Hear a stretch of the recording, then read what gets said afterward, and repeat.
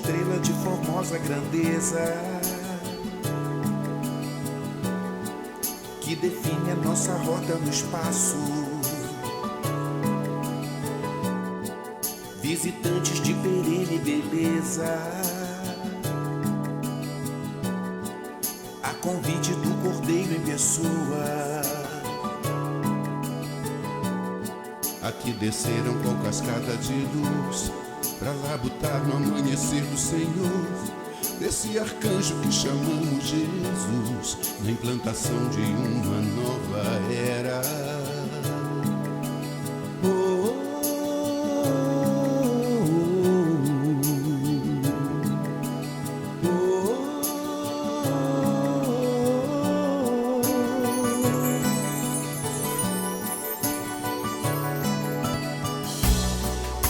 Vieram de anos-luz tão distante,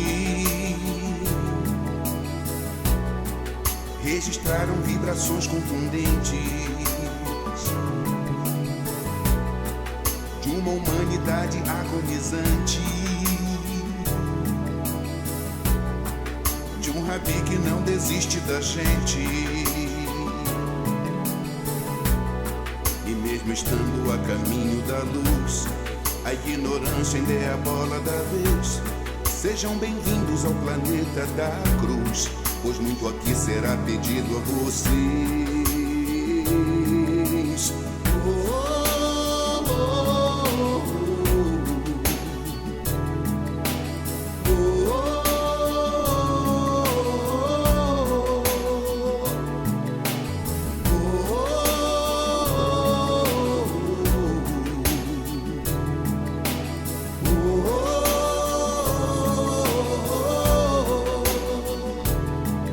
Nos saudamos e agradecemos pela imerecida caridade, que ela nos livre desse caos moral, tão longe, tão distante da real felicidade. Regenerar esse planeta azul, leste, oeste, norte a sul.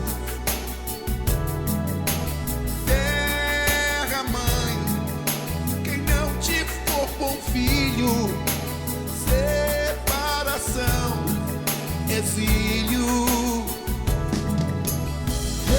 Regenerar esse planeta azul, leste, oeste, norte a sul. Terra mãe, quem não te for bom filho, separação, exílio.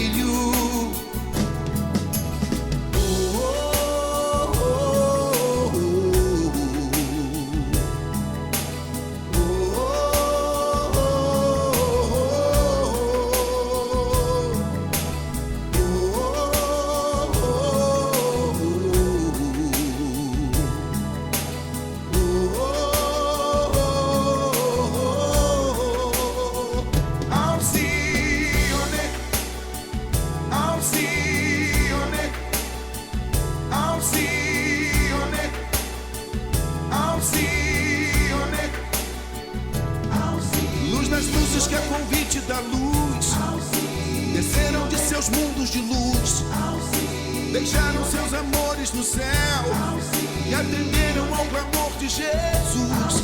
Eles se compadeceram de nós, já sabemos que não estamos sós. Aportaram em nossa estratosfera, São Francisco foi no céu nossa voz.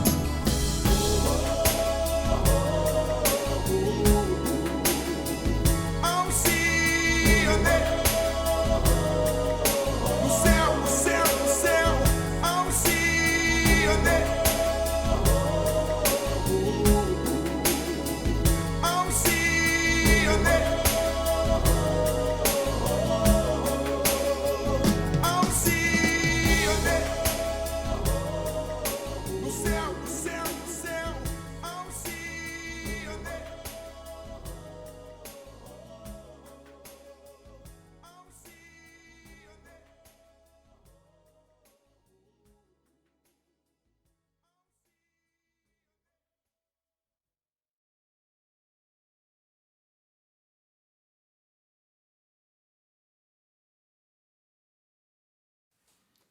Olá, queridos amigos do Centro Espírita Atmos. Uma vez mais, junto às senhoras e senhores, para estudarmos mais uma obra doutrinária, uma das obras de Allan Kardec.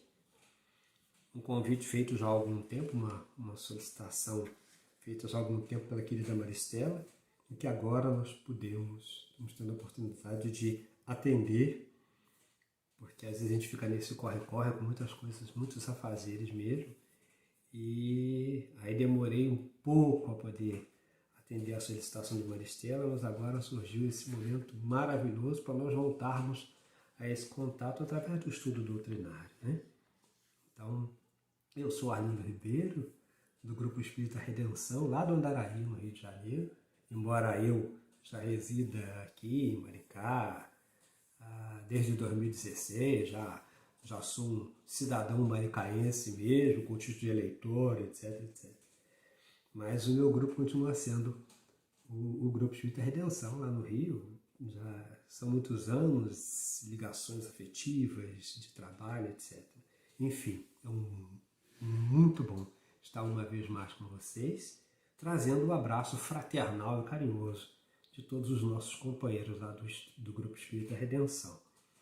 Nós vamos então iniciar esse nosso encontro fazendo a leitura de uma página que escolhemos a dedo, que consideramos muito bonita, do livro Coragem, psicografia de Francisco Cândido Xavier, ditada por diversos espíritos, inclusive Emmanuel, mas não só. E a lição é a de número 5, Presença de Luz, que vocês vão observar agora, poder ouvir, que é uma lição muito linda. Se puseres amor no tempo que Deus te reserva, nunca te sentirás sob o domínio do tédio ou do desânimo, porque as tuas horas se converterão em prazer de servir. Se colocares amor nas afeições que o Senhor te permite cultivar, nunca sofrerás ingratidão ou desengano, porque transformarás o próprio espírito em vaso de abnegação e entendimento, colhendo de ti mesmo a felicidade de fazer a felicidade dos entes queridos. Se cultivares amor na execução do dever que a divina providência te atribui, nunca experimentarás cansaço ou desencanto, porque o trabalho se te fará fonte de alegria na alegria de ser útil. Se aplicares amor nos recursos verbais que a eterna sabedoria te confere, nunca te complicarás em manifestações infelizes, porque a tua palavra se transubstanciará em clarão e bênção naquilo em que te expresse. Se espalhares amor no lugar em que as leis da vida te situam, nunca te observarás na condição de vítima do desequilíbrio, porque a tua influência se tornará serenidade e esperança, garantindo a harmonia e a tranquilidade onde estejas. Se conservares o amor no coração, obra divina do universo, nunca te perderás na sombra, porque terás convertido a própria alma em presença de luz. Que bela lição, né? Bela lição para as nossas reflexões. Vamos então orar juntos, corações unidos, mentes voltadas para o Criador. Deus Pai de infinita misericórdia. Querido Mestre Jesus, nosso amigo querido, companheiro de todas as horas, nós rogamos a orientação e o amparo para esse nosso encontro de estudos em torno da doutrina dos Espíritos. Que nos seja possível passar com clareza os entendimentos que clareiem a lição da noite e que seja dado aos nossos companheiros que compartilham esse momento conosco a melhor compreensão, mentes e corações abertos e afins para o nosso enriquecimento mútuo, nossa fortaleza, nosso encorajamento. Que a tua paz e a tua luz sejam presentes conosco, fortalecendo junto a esses companheiros do Centro Espírita Átmos, bem como aos espíritos responsáveis por esta casa de amor. Que assim seja. Vamos então, amigos, ao nosso estudo da noite, que será de A Gênese de Allan Kardec, os milagres e as predições segundo o Espiritismo, utilizando-me da tradução de Albertina Escudeiro Seco, na primeira edição de A Gênese, feita por ela, através e editada pela Edições Centro Espírita Leão Denis, no Rio de Janeiro. Essa edição é de 2003, sendo a primeira e pautada na 4ª edição de Allan Kardec. Bom, o capítulo 11 é o de nosso interesse para este encontro, Gênese Espiritual. E inicia-se assim: Princípio Espiritual. A existência do princípio espiritual é um fato que, por assim dizer, não tem mais necessidade de demonstração que o princípio material. Tal a tranquilidade com que todos nós já lidamos com esse tema, já conhecemos de alguma sorte e ele já está pacificado. Diz a frase seguinte: é que, de certa forma, uma verdade axiomática. O princípio espiritual se afirma por seus efeitos como a matéria por aqueles que lhe são próprios. Então, por isso que nós dissemos que é um tema já pacífico. Esse entendimento é mútuo, tanto com relação ao princípio espiritual firmar-se por seus efeitos, como também se firmam pelos seus efeitos o princípio material.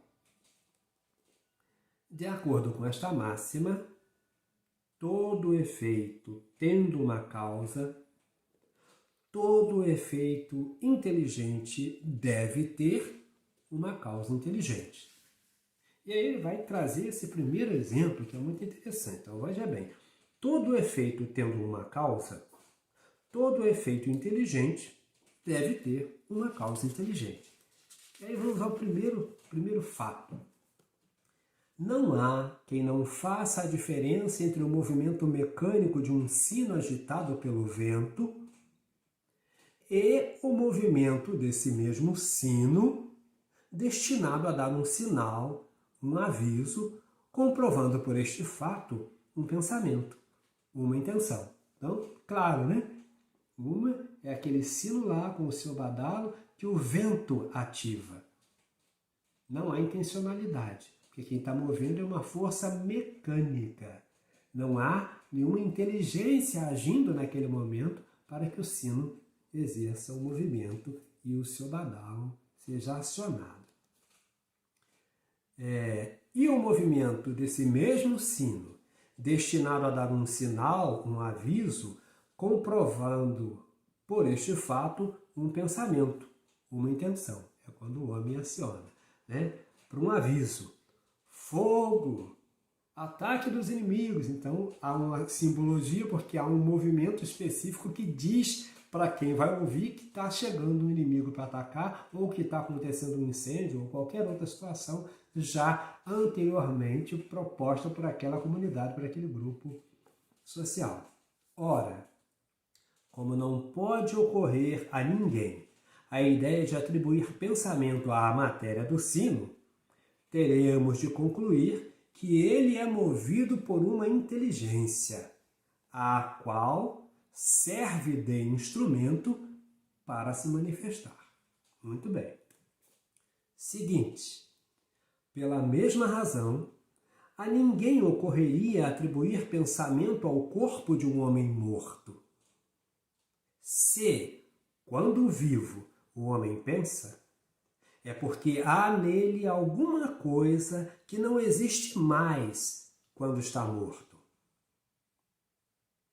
A diferença existente entre ele e o sino é que a inteligência que faz mover o sino está fora dele, enquanto que aquela que anima o corpo do homem está nele mesmo. Então, uma coisa é a inteligência que agita o sino, que badala o sino, que é o homem que vai lá e exerce esse movimento, essa força externa. O homem está externo ao sino e age.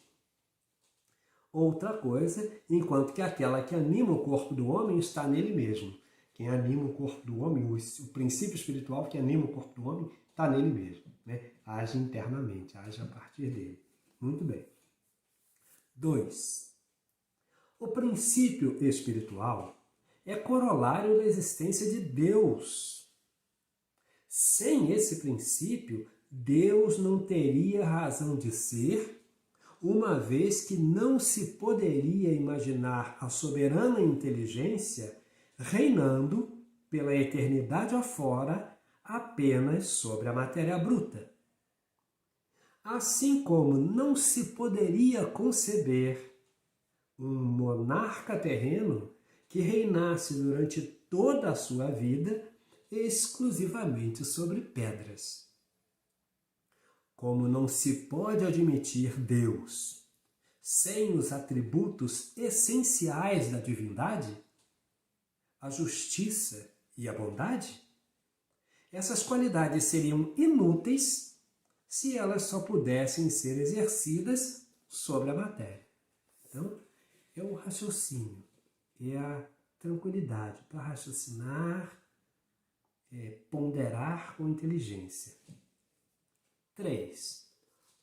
Por outro lado, não se poderia conceber um Deus soberanamente justo e bom, criando seres inteligentes e sensíveis, para lançá-los no nada após alguns dias de sofrimento sem compensações, recreando-se na contemplação dessa sucessão infinita de seres que nascem, sem que o tenham pedido, pensam por um instante para conhecerem apenas a dor e se extinguem para sempre após uma efêmera existência. Então seria chocante, né? Porque contradizendo a lógica de infinita justiça e bondade. Sem a sobrevivência do ser pensante, os sofrimentos da vida seriam, da parte de Deus, uma crueldade sem objetivo. Eis porque o materialismo e o ateísmo são corolários um do outro.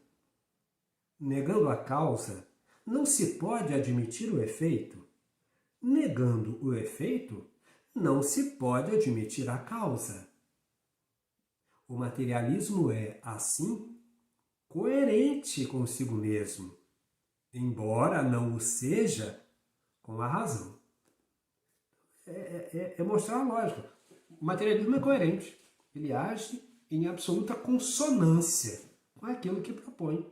Porque negando o efeito, nega a causa. Negando a causa, nega o efeito, então está certo. Ele está agindo como se propõe, né? 4.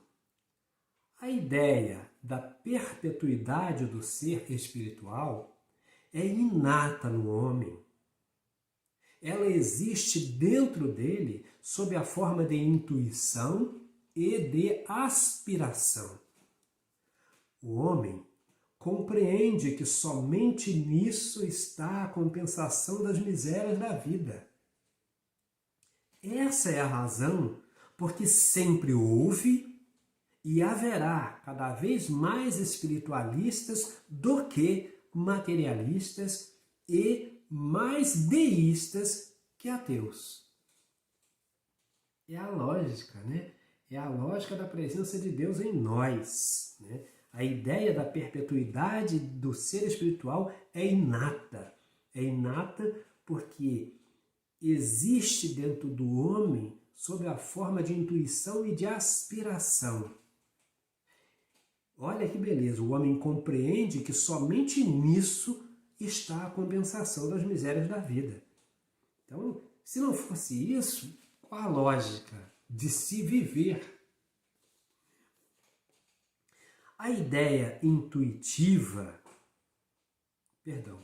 a ideia intuitiva e a força do raciocínio, o Espiritismo acrescenta a sanção dos fatos, a prova material da existência do ser espiritual, da sua sobrevivência, da sua imortalidade e da sua individualidade. Ele torna preciso e definido o que essa ideia tinha de vago e de abstrato. Ele nos mostra o ser inteligente atuando fora da matéria, seja depois, seja durante a vida do corpo. Então, olha que coisa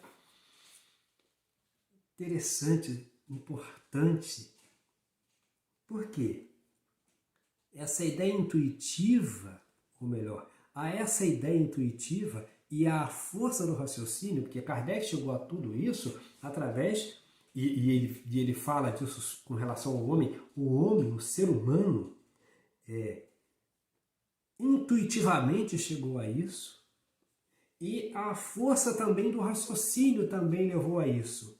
Mas somou-se a isso, o Espiritismo fez somar-se a isso, acrescentou a isso os fatos, a sanção dos fatos. Fatos que foram verificados por Allan Kardec através da ciência espírita, ou seja, da experimentação, do contato com a espiritualidade, com os exemplos, com as informações e com as verificações, se pôde constatar. Então, o Espiritismo acrescentou a sanção dos fatos, a prova material da existência do ser espiritual, da sobrevivência do ser espiritual, da imortalidade do ser espiritual e da individualidade desse ser espiritual, né?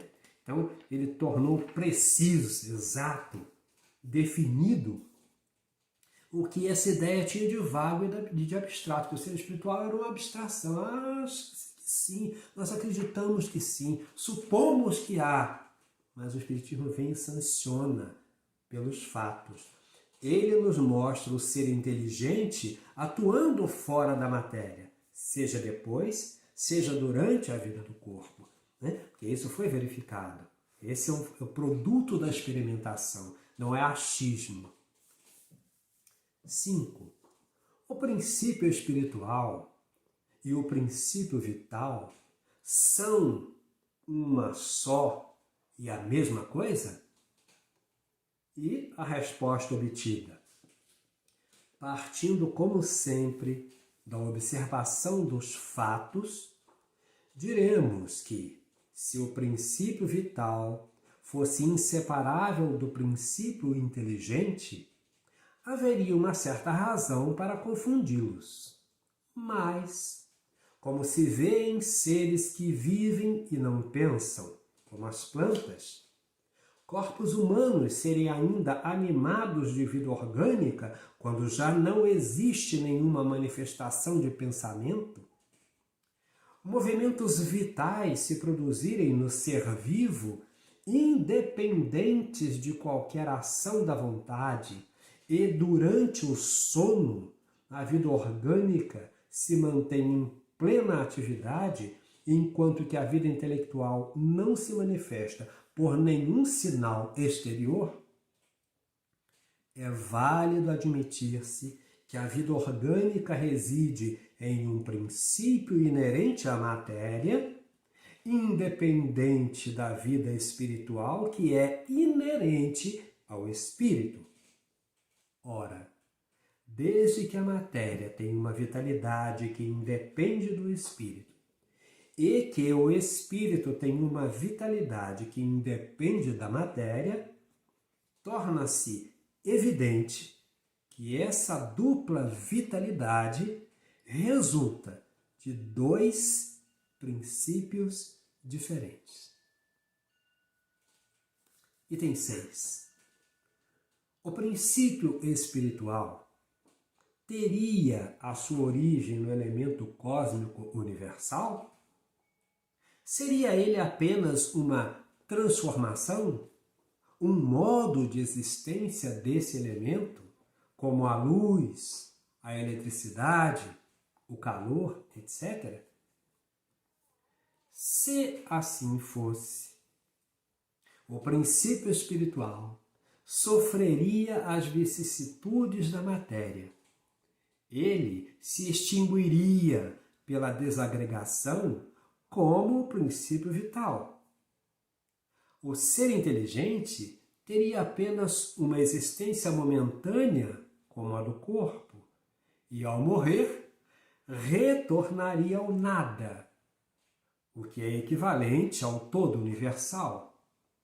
Isto seria, em uma palavra, a sanção da doutrina, ou das doutrinas materialistas.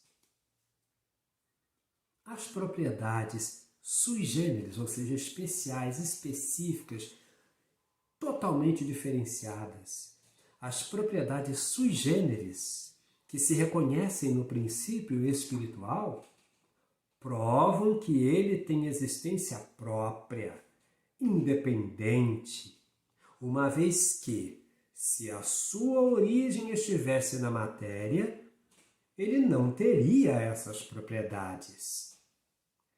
Desde que a inteligência e o pensamento não podem ser atributos da matéria, chega-se à conclusão, partindo dos efeitos às causas, de que o elemento material e o elemento espiritual são os dois princípios que constituem o universo. O elemento espiritual individualizado constitui os seres chamados espíritos, assim como o elemento material individualizado constitui os diversos corpos orgânicos e inorgânicos da natureza. Então veja que é uma matéria muito, muito gostosa, porque olha que quanta clareza dá. Fica tudo tão bem definido, tão claramente delimitado. 7. Admitindo-se o ser espiritual e não podendo ele proceder da matéria, qual é a sua origem, o seu ponto de partida? Aqui, os meios de investigação são absolutamente inexistentes, assim como em tudo que diz respeito à origem das coisas. O homem pode comprovar apenas o que existe. O homem pode comprovar apenas o que existe. Acerca de tudo o mais, ele só pode formular hipóteses. E, seja porque esse conhecimento ultrapasse o alcance da sua inteligência atual, seja porque, para ele, presentemente, é inútil ou inconveniente possuí-lo, Deus não lhe deu nem mesmo através da revelação. Então é para que a gente não perca tempo com o imponderável. Porque esse imponderável ou é pela nossa incapacidade do momento para a percepção. Nós não temos nenhuma possibilidade cognitiva a esta altura da nossa evolução para a compreensão dessas coisas. Daí porque disse, então não adianta, ele ia mostrar para quê? Mesmo que fosse por revelação, só para enlouquecer a cabeça de todo mundo. Porque nós não temos capacidade de fazermos nenhuma abstração em relação a isso. É o que ele diz, pode criar hipótese, aí pode inventar moda, mas nós não temos tino ainda, ainda não nos é possível, no atual estágio evolutivo em que nos encontramos no planeta Terra, que é um planeta de provas e expiações, a caminho da regeneração.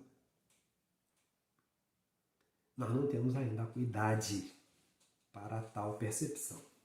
O que Deus lhe transmite por seus mensageiros e o que, aliás, o próprio homem pode deduzir do princípio da soberana justiça, que é um dos atributos essenciais da divindade, é que todos têm o mesmo ponto de partida, que todos são criados simples e ignorantes, com a mesma aptidão para progredir através da sua atividade individual, que todos atingirão o grau de perfeição compatível com a criatura pelos seus esforços pessoais, que todos, sendo filhos de um mesmo Pai, são objeto de uma solicitude igual, que não há nenhum mais favorecido ou melhor dotado que os outros, nem dispensado do trabalho que seria imposto aos demais para atingirem a meta.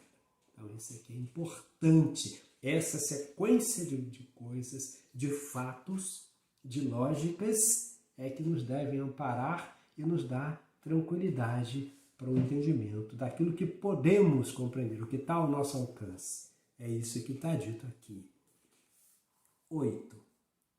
Ao mesmo tempo que Deus criou, desde toda a eternidade, os mundos materiais, Ele igualmente criou, desde toda a eternidade, seres espirituais. Sem isso, os mundos materiais não teriam finalidade. Seria mais fácil imaginarmos os seres espirituais sem os mundos materiais do que estes últimos, ou seja, os mundos materiais, sem os seres espirituais. São os mundos materiais que deveriam fornecer aos seres espirituais os elementos de atividade para o desenvolvimento da sua inteligência. Essa é a ideia fundamental, mais importante. 9. O progresso é a condição normal dos seres espirituais e a perfeição relativa, o fim que eles devem atingir. Ora, como Deus vem criando incessantemente desde toda a eternidade, também tem havido, desde toda a eternidade, seres que atingiram o ponto culminante da escala. Antes que a Terra existisse, mundos haviam sucedido aos mundos, e quando a Terra saiu do caos dos elementos, o espaço estava povoado de seres espirituais em todos os graus de adiantamento, desde os que nasceram para a vida até os que, desde toda a eternidade, haviam tomado o seu lugar entre os espíritos puros, vulgarmente chamados de anjos. Então é bem interessante isso também. Jesus é o único espírito puro que conhecemos, que sabemos, porque ele esteve aqui e nos foi dado esse saber através do ensino e da estrutura, da doutrina dos espíritos, que ele é o único espírito puro que esteja presente aqui na Terra. O que não quer dizer que não haja outros tantos milhões de espíritos puros universo afora. É isso que está dito aqui, porque a Terra não foi o primeiro planeta, nem será o último. Deus criou sempre e criará sempre. Então, isso é fundamental para a nossa compreensão, né? E para a gente fechar isso bem, com alegria também, é seguir um pouco mais para vermos aqui na união do princípio espiritual e da matéria. Devendo a matéria ser o objeto do trabalho do espírito para o desenvolvimento das suas faculdades, seria necessário que ele pudesse agir sobre a matéria, razão pela qual ele veio habitá-la, como o lenhador habita a floresta. A matéria tendo que ser ao mesmo tempo objeto e instrumento de trabalho. Deus deu, ao invés de unir, a matéria, tendo que ser ao mesmo tempo objeto e instrumento de trabalho, Deus, ao invés de unir o espírito à pedra rígida, criou, para o seu uso, corpos organizados, flexíveis, capazes de receber todos os impulsos da sua vontade e de se prestarem a todos os seus movimentos. Assim, o corpo é simultaneamente envoltório e instrumento do espírito. E, à medida que este adquire novas aptidões, reveste um envoltório adequado ao novo gênero de trabalho que deve realizar, assim como se dá a um operário ferramentas menos grosseiras à medida que ele é capaz de fazer uma obra mais delicada. Então é o próprio avanço do operário que vai lhe permitindo utilizar instrumentos mais delicados, também mais avançados. Para ser mais exato, é preciso dizer que é o próprio espírito que modela o seu envoltório, adequando-o às suas novas necessidades. Ele o aperfeiçoa, desenvolve e completa o seu organismo à medida que experimenta a necessidade de manifestar novas faculdades, o que significa dizer, em uma palavra, ele o talha de acordo com a sua inteligência. Deus lhe fornece os materiais, cabendo a ele empregá-los. É assim que as raças mais adiantadas têm um organismo, ou se preferirem, uma ferramenta mais aperfeiçoada do que as raças mais primitivas. Assim também se explica o cunho especial que o caráter do espírito imprime aos traços fisionômicos e às linhas do corpo. Tudo tem a ver com o avanço que eu produzo, o avanço que eu alcanço. 12. A partir do momento em que o espírito nasce para a vida espiritual, ele deve, para o seu progresso, fazer uso das suas faculdades inicialmente rudimentares. É por isso que reveste um envoltório adequado ao seu estado de infância intelectual, envoltório que ele deixa para se revestir de um outro à medida que as suas forças vão aumentando. Ora, como existiram mundos em todos os tempos, e esses mundos deram origem a corpos organizados próprios para receberem espíritos, em todos os tempos, os espíritos encontraram, qualquer que fosse o seu grau de adiantamento, os elementos necessários à sua vida carnal. O corpo, diz o item 13, sendo exclusivamente material, sofre as vicissitudes da matéria. Depois de funcionar por algum tempo, ele se desorganiza e se decompõe. O princípio vital se extingue e o corpo morre. O espírito, para quem o corpo, privado de vida, dali em diante, torna-se inútil, deixa-o, como se deixa uma casa em ruínas ou uma roupa imprestável. O corpo, portanto, diz o item 14, não passa de um envoltório destinado a receber o espírito. Assim sendo, pouco importa a sua origem e materiais com que é constituído. Seja ou não uma criação especial, não resta dúvida de que o corpo do homem é formado dos mesmos elementos que formam os corpos dos animais e animado pelo mesmo princípio vital.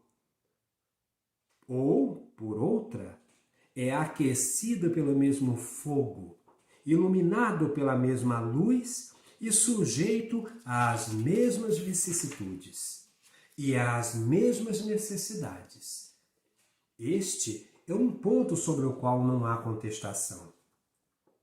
Levando-se em consideração apenas a matéria e abstraindo-se o espírito, o homem não possui nada que o distinga do animal. Mas tudo muda de aspecto quando se faz uma distinção entre a habitação e o habitante. Um grande senhor, esteja ele numa choupana ou vestido como um camponês, não deixará de ser um grande senhor. O mesmo acontece com o homem. Não é a sua vestimenta de carne que o situa acima do bruto e dele faz um ser à parte. É o seu ser espiritual, o seu espírito. E assim, amigos, nós nos despedimos, encerrando esse nosso encontro de hoje, de A Gênese. Recomendando, é claro, que na medida do possível, voltem a este capítulo 11. Voltem a esse capítulo, que ele é muito lindo, ele tem muito a nos oferecer. Há muito mais a se extrair de uma lição como essa, englobando inclusive 2 pequenos itens, né?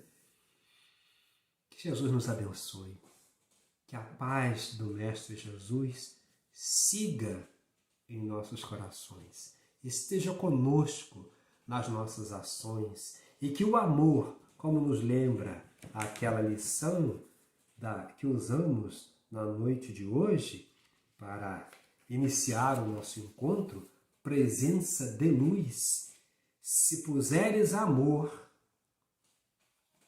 tudo há de ser melhor.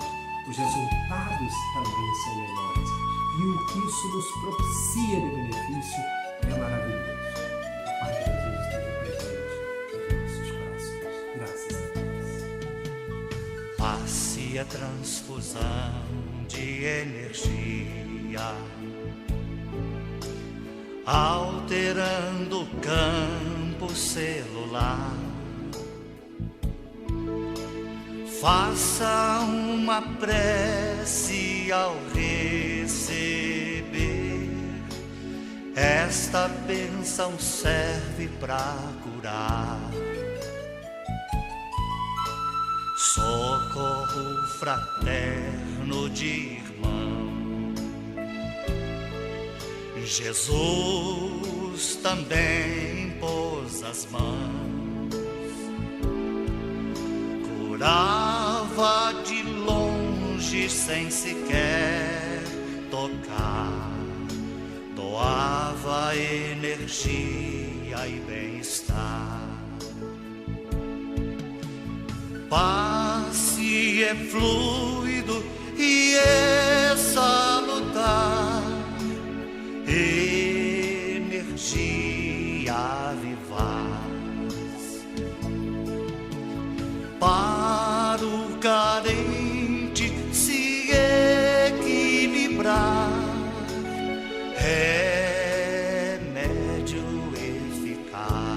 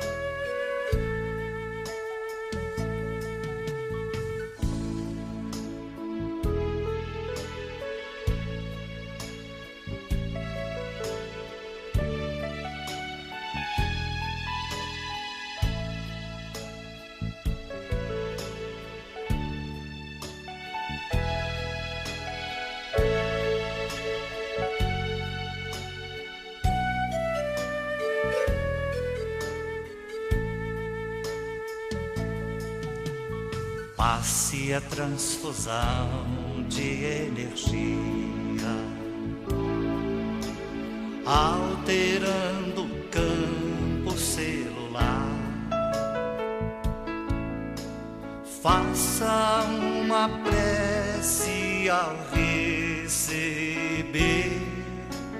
Esta bênção serve pra curar. Socorro fraterno de irmão. Jesus também pôs as mãos, curava de longe sem sequer tocar, doava energia e bem-estar. Passe é fluido e é salutar, energia vivaz. Para o carente se equilibrar, remédio eficaz.